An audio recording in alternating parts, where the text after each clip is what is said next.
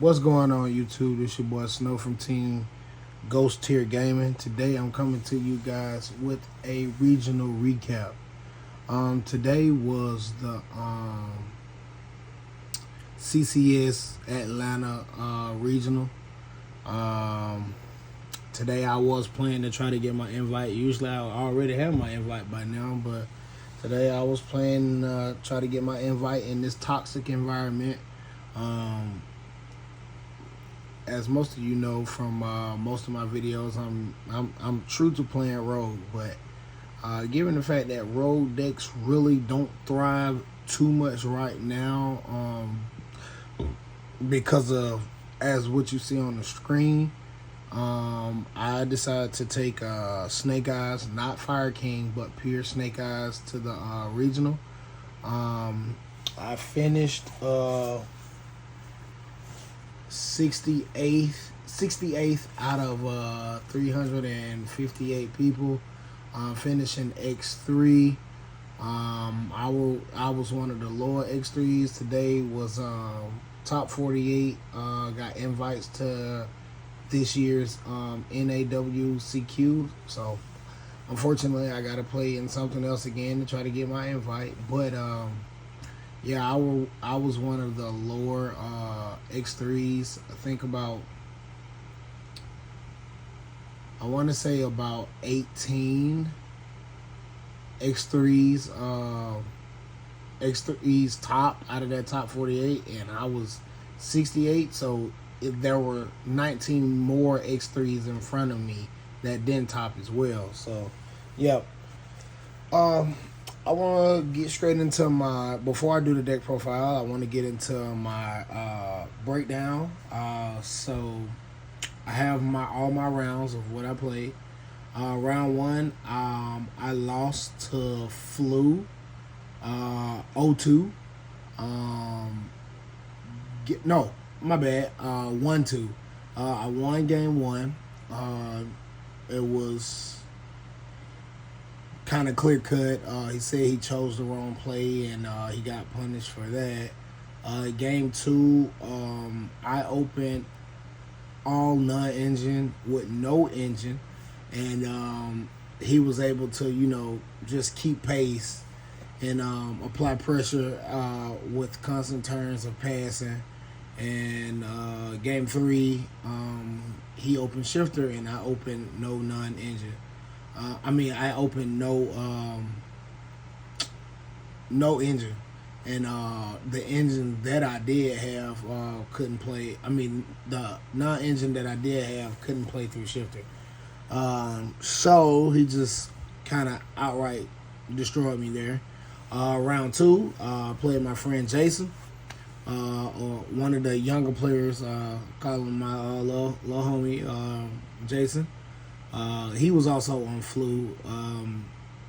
I don't know if he played for real or not, but he already had his invite from in the beginning of the year with Labyrinth. So today he played Flu after not playing for a while, and I got that 2-0. I really just outpaced him, and the same happened for game two. Game three. Round three. This here is my first blunder of the day. I goofed twice in that match, which caused me to lose the game number one, which that game took us about 35 minutes. But I had two crucial misplays that kind of just caused him to stay in the game, and then he eventually was able to outlast me and take it. And then in game two, he didn't have much. I had trapped him, but I didn't have enough to do any damage to cause a draw, so it was just a draw. And since he won game one, he automatically won the match. Game four, round four, Trap Tricks, 2-0. Round five, I played against Ubel. I lost game one. I can't remember what happened in game one. I think the super polys was just absurd. And he knew where had trapped me at, and yeah, it kind of made me in my turn. And he proceeded to kill me after that. Game two, obviously I did snake eye things. He didn't have enough hand traps, and his U-Bell stuff couldn't play through it. Game three,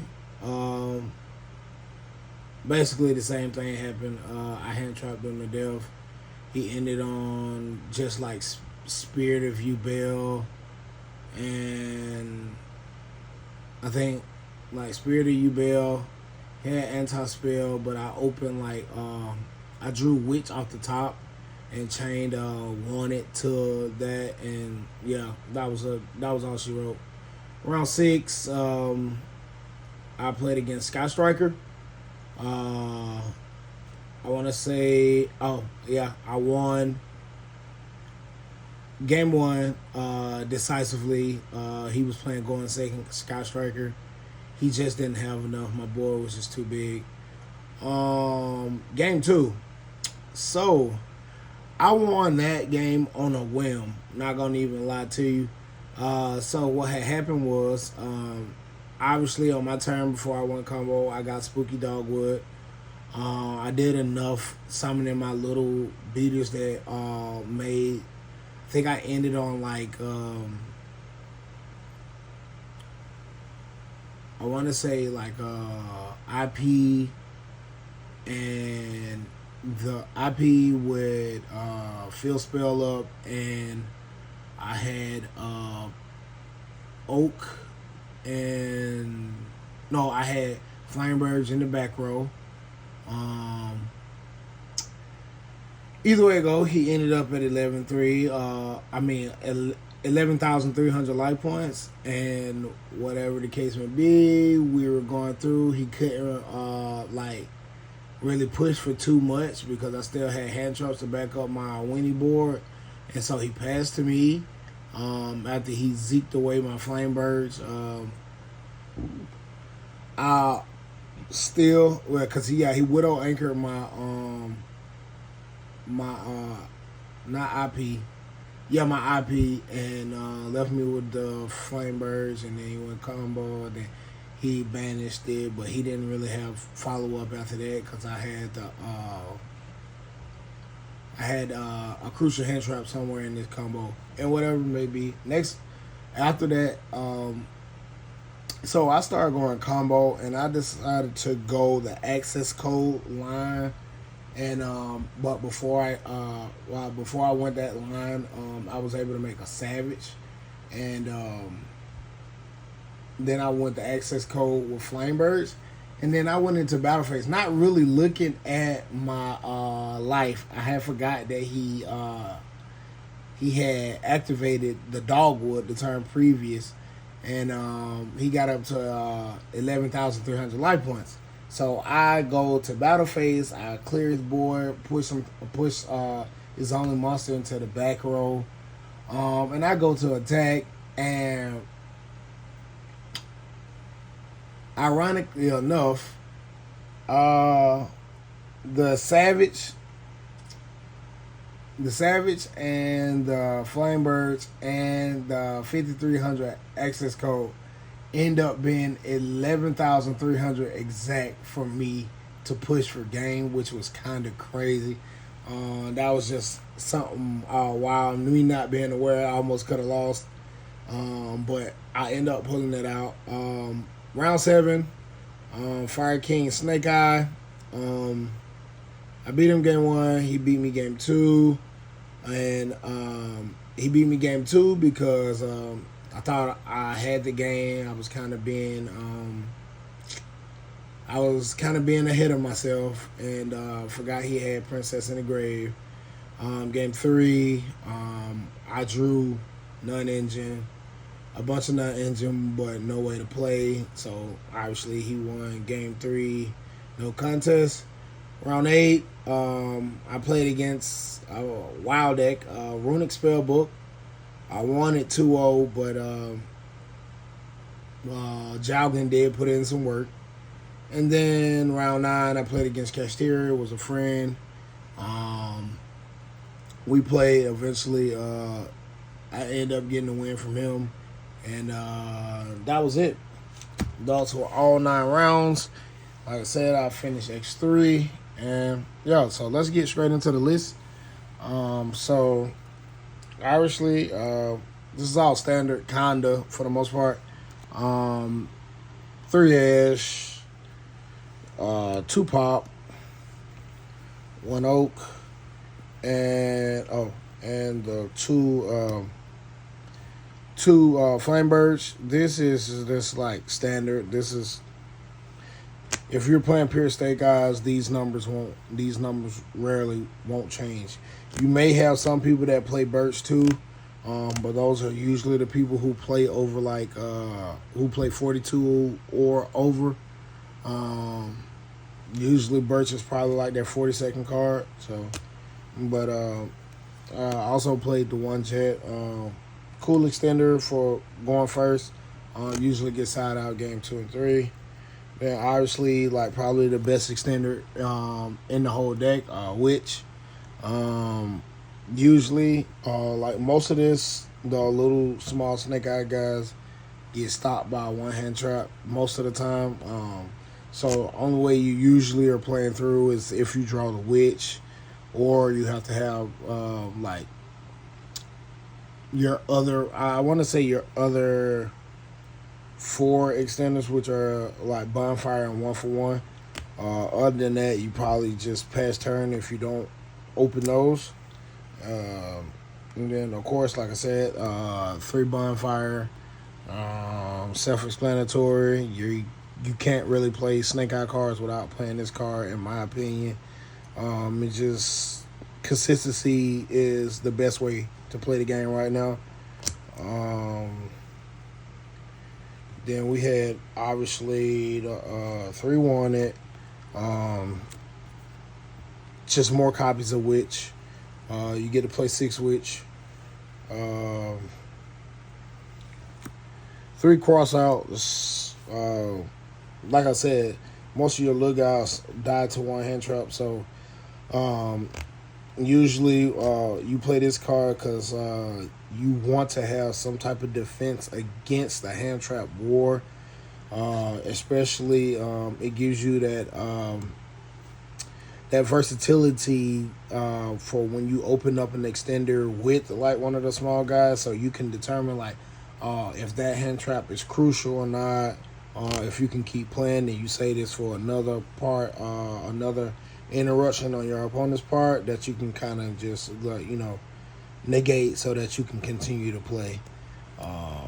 So, and then obviously for the 1-ofs, the 1 original, and the 1 field spell, and then the last 2 one is the 1 talents and the 1 for 1. I play 1 talents because this is a regional, so I really don't know if and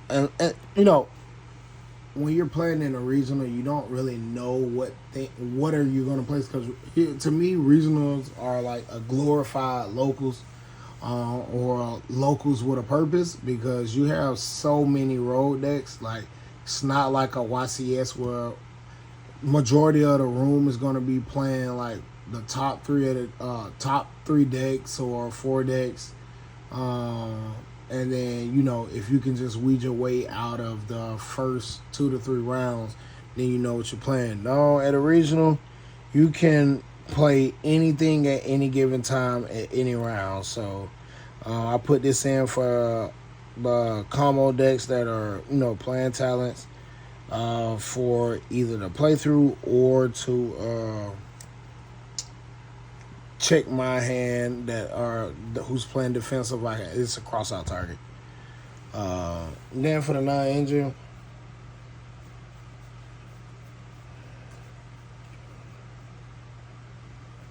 I played 16 9 engine. My deck count was 41.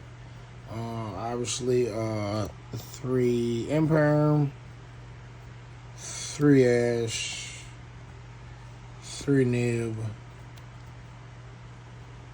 3 Mourner,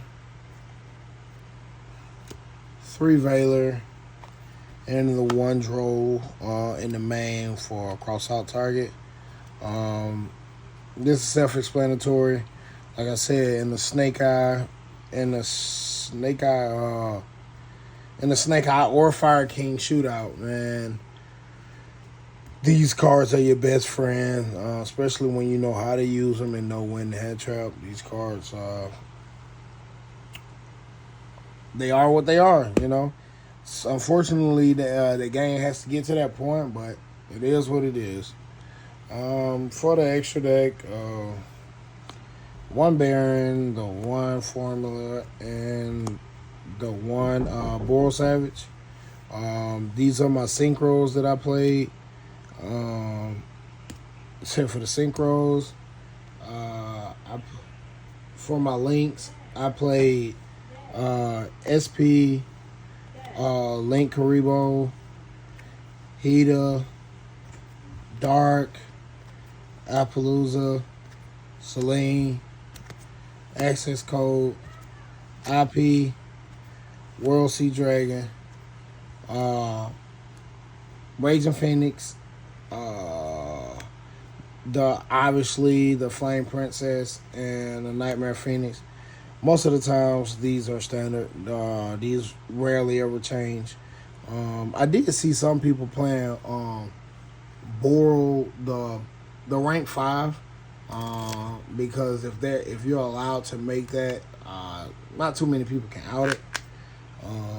That's it for the extra deck. For the side deck, my time cards were 3 Spooky Dogwood, self-explanatory. Sometimes this card acts as a maxi against certain people, especially when you get in crunch time. It kind of either forces them to put up something, but you still gain life points, or they have to just pass their turn. Then the 3 Bestials, because I don't like voiceless.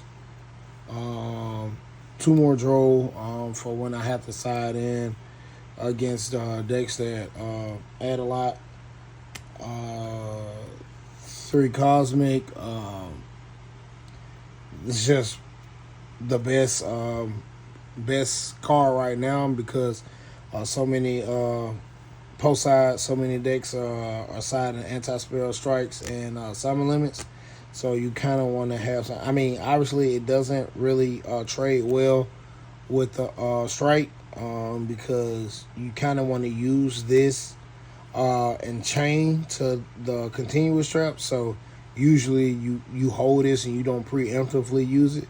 So it's it kind of sucks against strike to a sense. So, but yeah, we play that. The 1 Call by the Grave for going first. Card's crazy. And then, like I said, yeah, the 3 summon limit. When we're going first, we side these in going first. A lot of decks, for the most part, no matter what deck is being played right now, it's the best floodgate left in the game right now. So, hopefully this card go to 1 just like all the other floodgates. But that's it, guys. I hope you guys enjoy. That was my Snake Eye strategy. I don't think there was too much stuff that I would change. I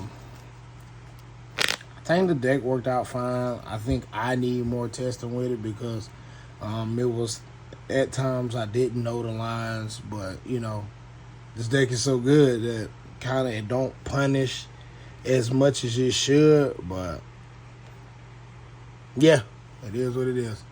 All right, guys. Comment, rate, subscribe. Let me know what you think. And Snow from Ghost Hair Gaming out.